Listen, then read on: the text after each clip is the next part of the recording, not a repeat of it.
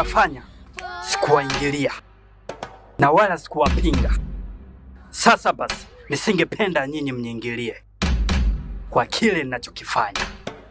Hasa wewe, kaa mbali na hili usije ukajutia. Airisha safari na urudi nyumbani, familia bado inakutegemea. Najua ukilazimisha kwenda hautorudi mzima. Yahweh, Yahweh.